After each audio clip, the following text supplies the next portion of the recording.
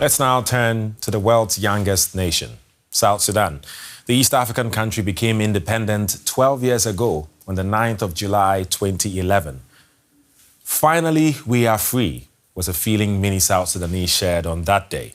That's after decades of civil war between the North and the South over demands for more regional autonomy by Southern Sudan.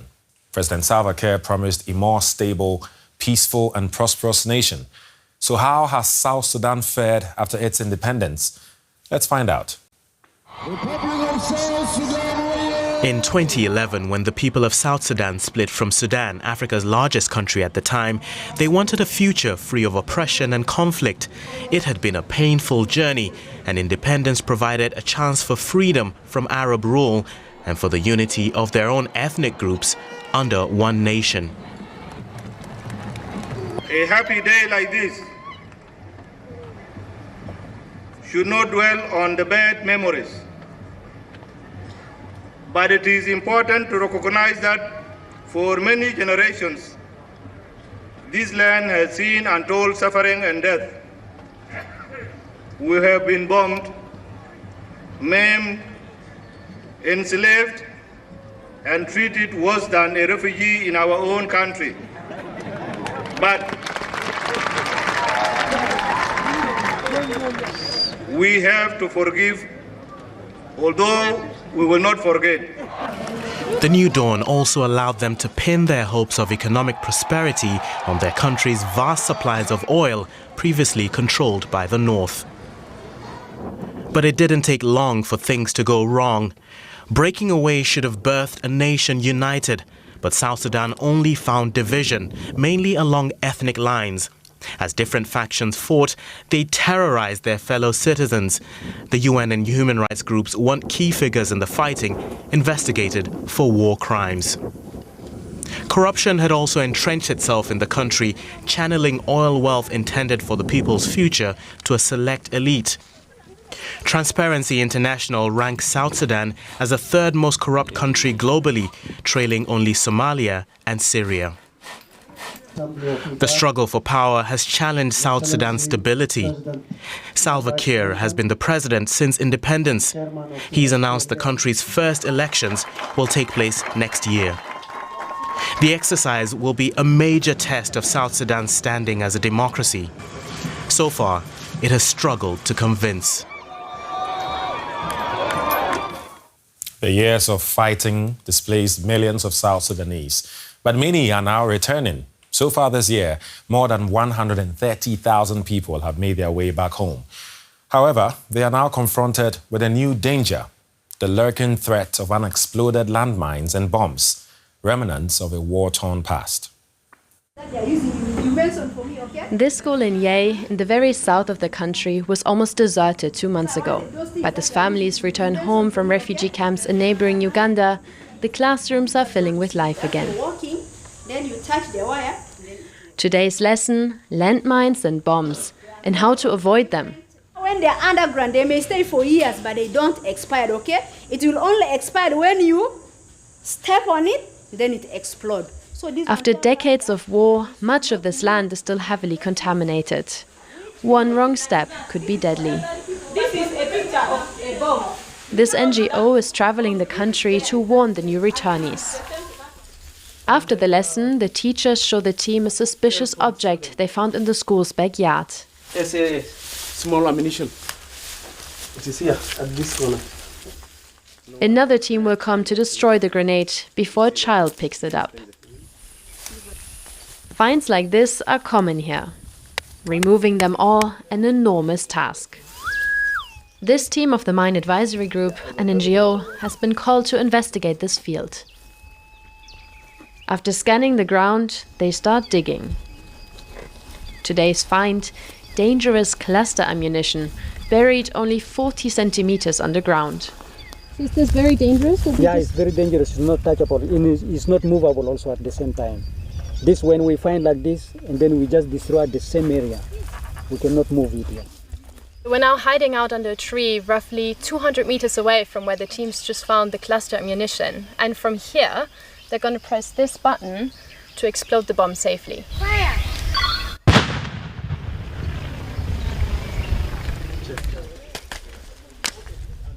Nearby, Nicholas and his family are waiting to farm their land again. They returned home from Uganda in February, 10 years after fleeing the civil war. But they can't start work because of the unexploded mines. First, I want to build, then I cultivate for my family so that they get food. And from there also, when I cultivate enough food, part of it I will sell when I get some income so that I pay school fee for my children. Food was scarce in Uganda after aid rations were cut. But people returning to South Sudan are finding it even harder. Now people in terrible situation, they are fearing to come back in South Sudan, not because there is a war, but they are fearing because of food security. There is no food. More than 100,000 people have also returned from Sudan because of the war that started there in April. Many end up in camps like this one. The people living in the camp here in the capital Juba are still waiting to return home. But it's too dangerous. Conflict, floods, and food insecurity keep them away. And their very own land that's still contaminated with bombs and landmines. Lamjo is the chairman of this camp for internally displaced people. He arrived here 10 years ago, forced out of his village by heavy fighting. Where I'm from, there are a lot of bombs and mines, yet some people are returning, those coming from Sudan, even though the place isn't safe. I've heard of a lot of injuries, but there are no people to guide them and tell them what to look out for. South Sudan is hoping to clear all anti-personnel minefields and cluster munitions by 2026. An unlikely goal, given more and more contaminated areas are discovered almost every day. For more on this, let's bring in Nyagwa Tutpu, a South Sudan researcher for Human Rights Watch. Hello, thanks for joining us. Now, after 12 years of South Sudan's independence, what is there to celebrate? Thanks for having me today. Well, I think that's a tricky question, and the response will depend on who you ask in South Sudan. For many who are the elites who might be in power, the answer might be that there's a lot to be celebrated. And maybe a lot of South Sudanese will also say that there is a lot to be celebrated, given that the independence itself came from long years of struggle, long years of sacrifice. And a self-determination of, a people who had been marginalized and oppressed by the Sudanese regime for a very long time.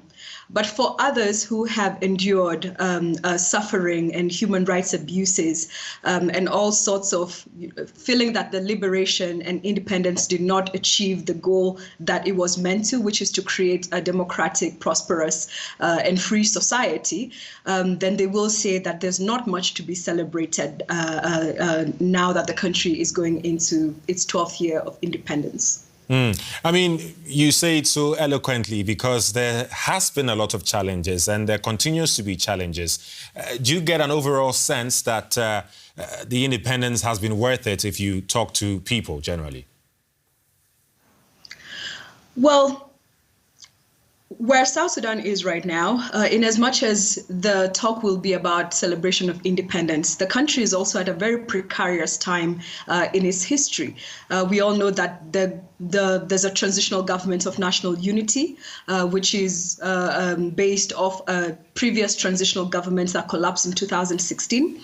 And this transitional government is supposed to usher in elections and a transition and a different kind of democratic transition. So South Sudan right now, it is at the edge of a precipice where a lot of South Sudanese are wondering and a bit anxious about what the end of this transitional government at the end of 2024 means for both security, stability, individual prosperity, and so many other things. So right now, because of what's happening in Sudan and that the South Sudanese pound has not been performing well for a very long time, the cost of living is very high for majority of South Sudanese. There's also conflict in certain parts of the country, sporadic fighting, whether that is intercommunal violence or where we see government and opposition actors using proxy militias to make certain military gains in areas such as Upper Nile. And we saw that also in Southern Unity last year. So there is a lot that South Sudanese are wondering about on a daily basis, other than whether the independence was worth it. Which is fair enough. I mean, you mentioned quite a lot of the challenges, the issue of landmines, serious refugee crisis, economic challenges, unstable political situation. What needs to happen to improve the situation in the country? Absolutely. So, I mean, first of all, there's a humanitarian crisis that is largely a man-made crisis. A man-made crisis generated by the fact that you have a government that is unaccountable in terms of dispensing its duty to provide for the general population. Much of that duty has been left to humanitarian agencies who are struggling to meet the needs of nearly 7 million people in the country who are either because they are displaced because of fighting, whether that is current or previous fighting that has made people's home areas, people unable to reach their home areas for fear of more fighting or insecurity, or that there's nothing back in their home areas that they fled, or that they are displaced by floods. Now, South Sudan has faced nearly 3 or 4 years of severe flooding in certain areas such as Southern Unity and other parts of the country. And this climate-induced displacement has also had an impact on the humanitarian situation in the country. But there's the general rights record that the country has yet to turn a page on, where you have the majority, or where you have perpetrators, much of whom are in the government, who have not been held to account for the many abuses that have been committed since war broke out in 2013. So there are tremendous challenges, and the government itself has yet to meet certain milestones that they have to achieve in order to, for instance, conduct elections at the end of 2024, or even to build institutions, to rebuild certain institutions that are necessary for South Sudan to transition into a democratic state, to ensure justice and accountability, including transitional justice mechanisms, or to even ensure service delivery. So you touched on that a bit. So let's hammer on that, because you're right. South Sudanese President Salva Kiir recently promised the country's first elections in 2024 since its independence from Sudan in 2011. Is that what the country needs to move forward? Well, South Sudan has not had elections since 2010, since South Sudan separated from Sudan, and the 2010 elections have this backdrop that they were not free or fair. Most smaller political parties were marginalized and crushed, and results of various electoral districts were disputed, but there were no credible institutions to handle those disputes.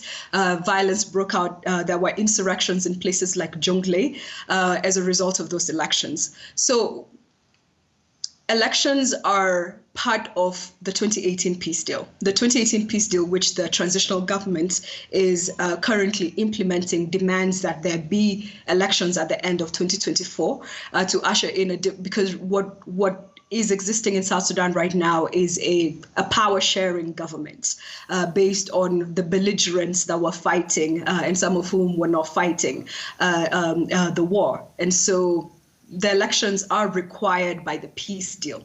Now, the question is, how is South Sudan going to conduct those elections if there is no census, if the electoral body is not yet reconstituted, if the constituencies and other demographic factors are not put in place, if there is ongoing insecurity in certain places in the country? How is everybody going to be able to vote to ensure that the election is not only going to be credible but of integrity, and that it will reflect the views of the majority? Okay. candidacy. We're yet to see who he is going to run against. But what we've seen is also a lack of political and civic space, where over the years, civil society has not had freedom of expression, freedom of opinion on specific controversial issues touching on matters of governance or human rights. Right. But also political parties that are not the SPLM have been dwarfed and cowed into silence and inactivity. Clearly, a lot needs to be done to get South Sudan, the youngest country in the world, back on track. Nyagwa Tutpu, South Sudan researcher for Human Rights Watch. Thank you very much for your time. Thank you very much for your time. No matter the challenges in South Sudan, sports is proven to be a unifying force. Against all odds, the youngest country in the world has made history by qualifying for the 2023 FIBA Basketball World Cup in their very first attempt. The achievement has also made kids fall in love with the game. Our reporter met with some of them in the capital, Juba. We're at the Luol Deng Basketball Academy in Juba. The former South Sudanese NBA star built the school for hundreds of children and teenagers from across the country. One of them is 17-year-old Tasha. Come on, Julie. My brothers used to play, and every time I'm there watching them, but I don't play. I just realized how much my brothers were having fun. Every time they come home, they talk about basketball, and they made my love for it also to grow. But girls playing basketball? In South Sudan, that's quite unusual. Tasha had to bring 2 coaches to her house so that her parents would allow her to train. When the academy finally started a girls' league, more and more women signed up. But now I think we're more than 100. Yeah, the number keeps increasing every time because everybody wants to play. Now that the national team is headed for the World Cup, basketball is becoming ever more popular. Growing up in South Sudan isn't easy. The young country has been embroiled in a deadly civil war for most of its existence, while poverty and crime rule the streets. Basketball helps to forget. Sometimes, surprising when you sit down one-on-one, some people been touched by the war, they're really scarred, you know. So we're changing. It's like a therapy for them, some of the kids. But for Michael, basketball can achieve even more, especially in a country as divided as South Sudan. This little ball can change people's perception. In South Sudan, we have so many ethnicity, call it tribes. What do you say here in all South Sudan? We don't preach tribes. This is another thing we tell them. You got brothers and sisters. Most players in the national team grew up abroad, but in the future, more talents will come directly from South Sudan. I want to play basketball professionally. I want to play basketball to the NBA level or something of that kind. But first, I'm looking forward and hoping I could one day play for the South Sudan women's national team. Yeah, I'm that much of a patriot, and I want to be able to present my country. And when people see me, they know that I'm a citizen of South Sudan. Until then, the kids and coaches will keep training and working towards their dreams of a peaceful and unified South Sudan.